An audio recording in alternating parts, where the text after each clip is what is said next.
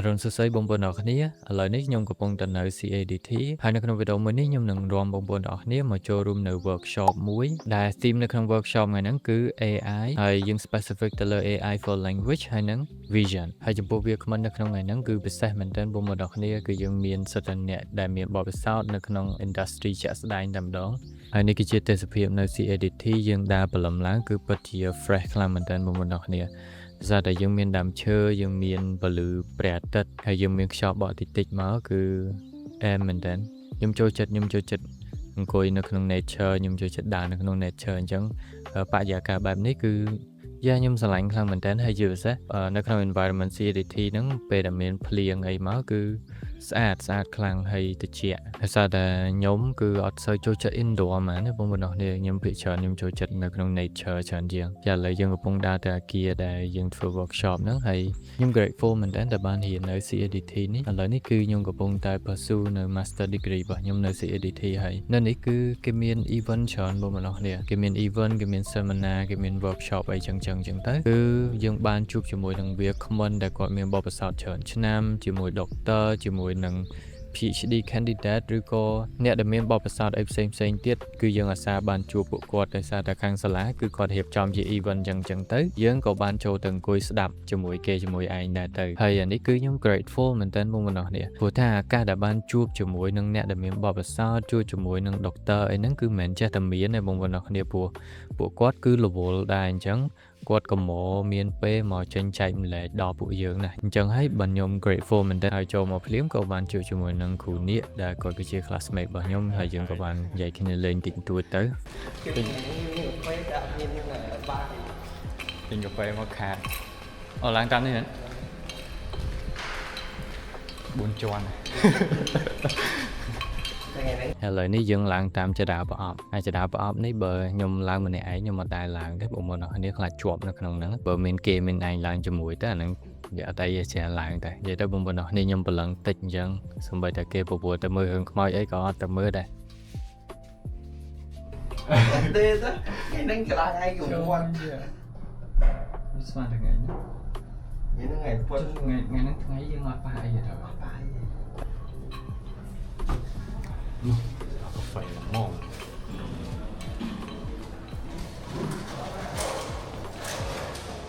ឡើងមកដល់ជាន់ទី4ហើយតែផ្លេចចាក់ទឹកអញ្ចឹងឥឡូវចុះតាមចរាជើងទៅចាក់ទឹកវិញនៅជាន់ទី2គឺ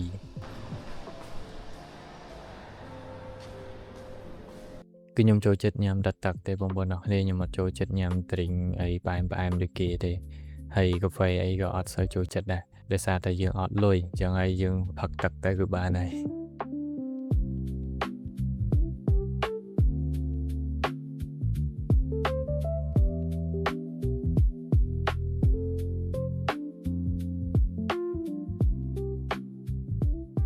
ជាចាក់ទឹកហើយឥឡូវគឺយើងដើរត្រឡប់មកជាន់ទី4វិញហើយឥឡូវនេះគឺយើងបានដើរមកកាន់កន្លែងចុះឈ្មោះដើម្បីចូលរួមកម្មវិធី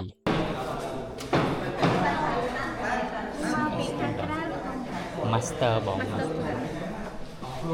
ហើយពេលឈរចាំហ្នឹងក៏បានអើតមើលដើម្បីរកគ្នាចូលទៅអង្គុយជាមួយនឹងគ្នាយើងហើយពេលចុះឈ្មោះហើយហ្នឹងក៏យើងបាននូវ coupon មួយដើម្បីយកទៅដូរ drink ចឹងដើរមកក៏ជួបបងយីដែរ say hello ទៅកាន់គាត់ហើយឥឡូវនេះគឺយើងមកដូរយក drink គឺយើងមានច្រើនប៉ុន្តែខ្ញុំដូរយក green tea ហើយពេលនេះគឺច្រឡំយកទៅយកមក2ដោយសារតែពីមុនយើងផឹកមួយកែវ2នាក់ប៉ុន្តែឥឡូវនេះគឺផឹកតែម្នាក់ឯងចឹងទុកទៅយកមួយវិញហើយយើងកាន់ matcha ហ្នឹងសំទោសកាន់ green tea ហ្នឹងគឺយើងចូលទៅកាន់កម្មវិធីរបស់យើងហើយខ្ញុំដើរមកក្រោយបន្តិចមកក៏បានជួបអ្នកគ្រូធីតាហើយនឹង classmate របស់ខ្ញុំនៅនឹងដែរអញ្ចឹងអង្គុយកន្លែងនឹងត្មងទៅ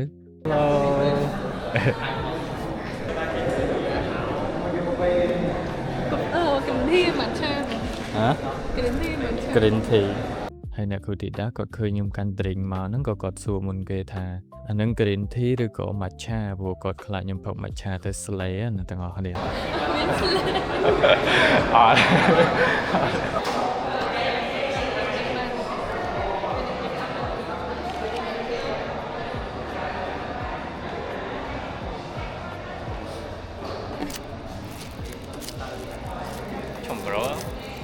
មាន coupon ហ្នឹង I think កាហ្វេមកទៀត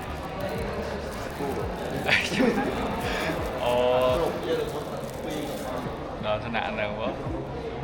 គេមិនមកគួរណាគេបន្តទៅ អញ្ចឹងមិនគេឲ្យគូប៉ុនតាមមួយកែវហ្នឹងមកសញ្ញាធាឡាយលេខ3កែវអីបងណានិយាយទៅបងប្អូនអរគ្នានេះគឺជា green tea ណាបើបងប្អូនអរគ្នាអត់ជឿអាចស្ដាប់សលេងខ្ញុំបានអញ្ចឹងសលេងខ្ញុំនៅធម្មតាដែរទេឃើញដាក់ស្រាប់ស្រាប់អត់ខ្ញុំនិយាយថាអត់ឈប់គេឡើងអត់សួរអូខេជប់យ៉ាងអត់មកនេះស្គាល់120មកទៅអូខេអញ្ចឹងយើងយ៉ាប់ភីងប៉ុណ្ណឹងបានហើយហើយឥឡូវនេះគឺដុកទ័ររតនាគឺគាត់ឡើងមក Open Remark ដើម្បីបើកកម្មវិធីរបស់យើងនៅក្នុងថ្ងៃហ្នឹងបាទចង់សូមស្វាគមន៍អ្នកទាំងអស់គ្នាមកកាន់ CP ហើយមកកាន់ workshop របស់យើងអញ្ចឹង theme នៃ workshop ថ្ងៃនេះគឺតាក់ទងជាមួយនឹងខាង AI ដែរតែ related to vision and language អញ្ចឹងដោយសារតែយើង start ពី late ដែរអញ្ចឹងយើងក៏និយាយយូរច្រើនដែរអញ្ចឹងគោលដៅសំខាន់នៃ workshop ថ្ងៃនេះ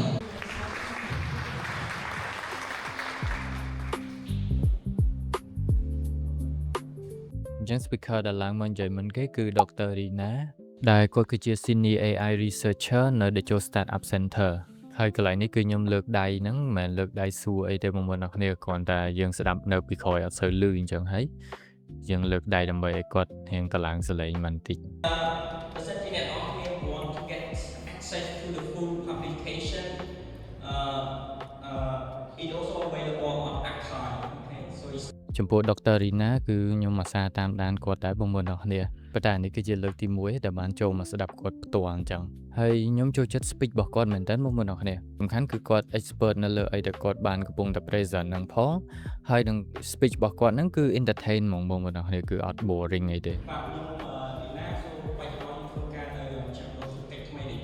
during speech របស់ Dr. Rina ហ្នឹងគឺខ្ញុំបានរៀនច្រើនគួរសមដែរបងប្អូនអរគ្នាដូចជានៅក្នុង text recognition គឺយើងមាន modality ជាច្រើនដូចជា scene យើងមាន handwritten យើងមាន document scene ហ្នឹងគឺដូចទៅនឹងផ្ទាំងប៉ាណូអីចឹងដែលវាមានអក្សរនៅលើហ្នឹងហើយ handwritten គឺជាអក្សរដែលយើងសរសេរដោយដៃរបស់យើងផ្ទាល់ហើយ document ជាប្រភេទ printed document ឯជាដើមហ្នឹងបងប្អូនអរគ្នាហើយមួយទៀតគឺអក្សរខ្មែរយើងគឺវាពិបាកសិក្សាណាបងប្អូនអរគ្នាមិនមែនស្រួលទេដោយសារតែនៅអក្សរខ្មែរយើងហ្នឹងយើងមានសក់យើងមានខ្លួនយើងមានជើងហើយនៅក្រោមជើងហ្នឹងគឺអាចមានជើងទៀតហើយនៅលើសក់ហ្នឹងវាអាចមានសក់បន្តទៀតដោយបងប្អូនអរគ្នាមើលទៅលើ slide មួយនេះទៅគឺថានៅក្នុងជើងនៅក្រោមជើងហ្នឹងមានជើងទៀតហើយនៅលើសក់ហ្នឹងសក់អេហ្នឹងយើងមានសញ្ញានៅលើហ្នឹងទៀតអញ្ចឹងវារៀង complex ដែរតើតើជាមួយនឹងការសិក្សាទៅលើ text recognition ជាអក្សរខ្មែររបស់យើងហ្នឹង module we would change the feature academically because we depend on the nature of document and then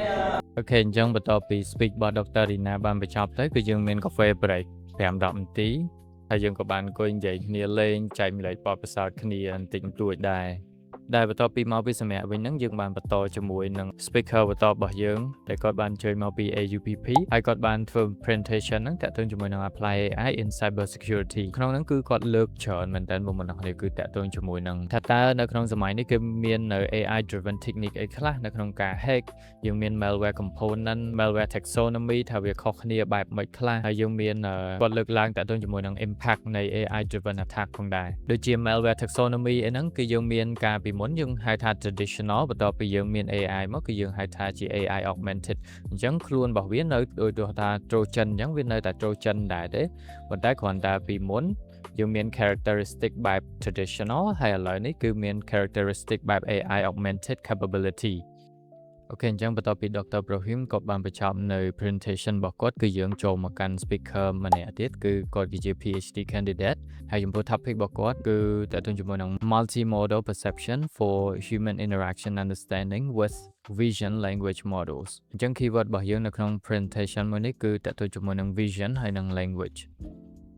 និយាយទៅជាធម្មតាគឺ AI បើសិនជាយើងដាក់តា single signal ឲ្យវាអត់អាច describe នៅតថភាពមួយនឹងបានល្អអញ្ចឹង AI វាត្រូវការជាមួយនឹង multimodal ហើយបូកជាមួយនឹង language ទៀតបើវាអាច describe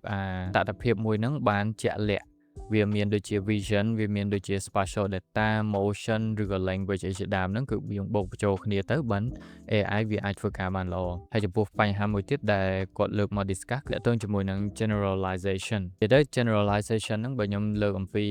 analogy វិញគឺមានន័យថាមនុស្សម្នាក់ហ្នឹងគាត់ smart in school but dumb in real life so អញ្ចឹងមានន័យថា model មួយហ្នឹងគឺវាខ្លាំងនៅក្នុងបរិបទដែលនៅក្នុង data set ដែលវា train នឹងតែប៉ុណ្ណោះប៉ុន្តែនៅពេលដែលយើងយកវាទៅក្នុងបរិបទអីផ្សេងមួយទៀតដែលផ្លាស់ប្ដូរតាមបន្តិចហ្នឹងគឺ model មួយហ្នឹងគឺវានឹង fail ចា៎នេះគឺជាបញ្ហារបស់យើងដែលយើងត្រូវដោះហ្នឹងហើយយើងក៏បានចូលមកដល់ speaker ចុងក្រោយរបស់យើងគឺគាត់ធ្វើ presentation តាក់ទងជាមួយនឹង AI code assistant អញ្ចឹងគាត់បានលើកឡើងតាក់ទងជាមួយនឹងបទពិសោធន៍គាត់ផ្ទាល់ខ្លួនការធ្វើការជាមួយនឹង Claude ហើយនឹងអីទាំងឡាយដែលយើងត្រូវចេះដើម្បីធ្វើការជាមួយនឹង AI ឲ្យវាមានប្រសិទ្ធភាពខ្ពស់អញ្ចឹងណាបងប្អូនទាំងគ្នាហើយដោយសារកន្លែងនេះខ្ញុំមានសំណួរចង់សួរទៅកាន់ speaker របស់យើងប៉ុន្តែដោយសារ classmate របស់យើងគាត់សួរដែរអញ្ចឹងខ្ញុំក៏ឲ្យគាត់សួរមុនទៅនិយាយទៅសំណួររបស់គាត់គឺល្អមែនទែនបងប្អូនទាំងគ្នាគាត់សួរតាក់ទងជាមួយនឹងការធ្វើការជាមួយនឹង AI ហ្នឹងយើងធ្វើម៉េចកុំឲ្យ leak credential របស់យើងដូចជា sensitive data នៅក្នុង ENV អីជាដើមអញ្ចឹងយើងការពារធ្វើម៉េចកុំឲ្យ leak របស់ទាំងអស់ហ្នឹងគេហើយបន្ទាប់ពីគាត់ឆ្លើយចប់ទៅក៏ខ្ញុំបានសួរម្ដងទៅកាន់វាគ្មិនរបស់យើងគឺសំណួររបស់ខ្ញុំសាមញ្ញទេបងប្អូនទាំងគ្នាខ្ញុំចង់បដោតទៅលើសមត្ថភាពនៅក្នុងការសរសេរកូដរបស់យើងដោយសារតែឥឡូវនេះគឺយើងធ្វើការយើងសឹងតែលេងសរសេរកូដហើយយើងគ្រាន់តែ review កូដឲ្យតែយើងយល់កូដទៅគឺបានហើយអញ្ចឹងខ្ញុំចង់ដឹងថាតើសមត្ថភាពនៅក្នុងការសរសេរកូដដោយដៃខ្លួនយើងនេះវានៅតែចាំបាច់ទៀតអត់វានៅតែសំខាន់ទៀតអត់បាទជំរាបសួរលោកគ្រូខ្ញុំឈ្មោះណាវិទ្យហើយខ្ញុំមានសំណួរមួយតាក់ទងជាមួយនឹងខ្ញុំចង់បដោតសំណួរហ្នឹងទៅកាន់សមត្ថភាពនៅក្នុងការសរសេរកូដដោយសារតែឥឡូវនេះគឺយើងមាន agentic AI អញ្ចឹងយើងប្រើ agentic AI ហ្នឹងដើម្បី generate code អញ្ចឹងយើង lose the ability to write code so ខ្ញុំចង់ get ជា vision ឬក៏គំនិតយោបល់របស់លោកគ្រូវិញថាតើសមត្ថភាពនៅក្នុងការសរសេរកូដហ្នឹងវានៅតែសំខាន់ទៀតអត់ឬក៏យើងគ្រាន់តែអាចយល់ទៅកាន់កូដឬក៏ review កូដបានហ្នឹងវាអូខេហើយអរគុណលោកគ្រូនិយាយទៅបងប្អូនអរគ្នាដោយសារតែកន្លែងនេះគឺខ្ញុំសួរអត់សូវច្បាស់ដែរអញ្ចឹងធ្វើឲ្យវាគ្មិនគាត់ទទួលសំណួររបស់ខ្ញុំគឺអត់សូវច្បាស់ដែរអញ្ចឹងគាត់ក៏បានឆ្លើយមកសំណួរខ្ញុំថាការរៀនកូដគឺយើងត្រូវតែរៀនចាំបាច់ដាច់ខាតនៅក្នុងសម័យនេះដោយសារតែ AI វាធ្វើឲ្យយើងទាំងអស់មែនប៉ុន្តែយើងត្រូវតែជាអ្នក review code ត្រូវតែជាអ្នកចងនៅ architecture អីផ្សេងដឹងនៅ concept អីផ្សេងដែលប្រើនៅក្នុង software engineer ហ្នឹងចឹងដាច់ខាតយើងត្រូវតែរៀនតាក់ទងជាមួយនឹង software engineer នឹងជាដាច់ខាតតែម្ដងចាប៉ុន្តែចម្លើយរបស់គាត់គឺត្រូវដែរប៉ុន្តែត្រូវនៅសំណួរមួយទៀតត្រូវនៅសំណួរមួយផ្សេងទៀតគឺចម្លើយរបស់គាត់គឺលើកទឹកចិត្តឲ្យនិស្សិតរបស់យើងគឺប្រឹងប្រែងរៀននៅមុខវិជ្ជាមួយហ្នឹងតែយើងអាចបលែងដៃទៅឲ្យ AI បានទេព្រោះថា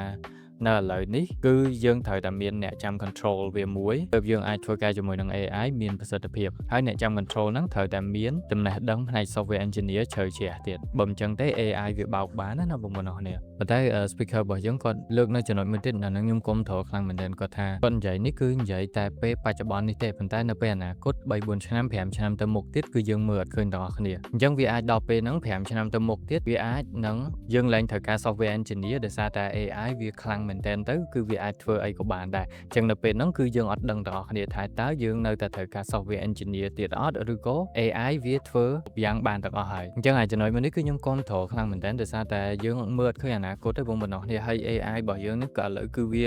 accelerate ខ្លាំងមែនទែនល្បឿនរបស់វាអភិវឌ្ឍលឿនខ្លាំងមែនទែនហើយជាពិសេសហ្នឹងអីដែលយើងគួរឲ្យខ្លាចហ្នឹងគឺវាអាចរៀនខ្លួនវាបានទៀតអញ្ចឹងចំណុចមួយហ្នឹងហើយដែលធ្វើឲ្យយើងអត់អាច predict ទៅលើភាពលូតលាស់នៃ AI នឹងបានទេអញ្ចឹងត្រឡប់មកសំណួររបស់ខ្ញុំវិញសំណួររបស់ខ្ញុំគឺខ្ញុំចង់បដោតទៅលើការសរសេរកូដហ្មងការសរសេរនេះដែលយើងប្រើ typing នៅលើ keyboard របស់យើងដោយដៃនេះអញ្ចឹងដោយសារតែឥឡូវយើងប្រើ AI យើងប្រើ agentic AI ច្រើនពេកទៅឥឡូវគ្រាន់តែបើក IDE មកសូម្បីតែសរសេរកូដមួយជួរហ្នឹងក៏សរសេរអត់ចេញដែរខ្ញុំចង់បដោតទៅលើអាហ្នឹងអញ្ចឹងខ្ញុំចង់សួរបងប្អូនអរគ្នាវិញថាតើបងប្អូនអរគ្នាគិតថាសមត្ថភាពនៅក្នុងការ typing code នេះវាលែងចាំបាច់ហើយត្រូវអត់ឬក៏វានៅតែចាំបាច់ដដែល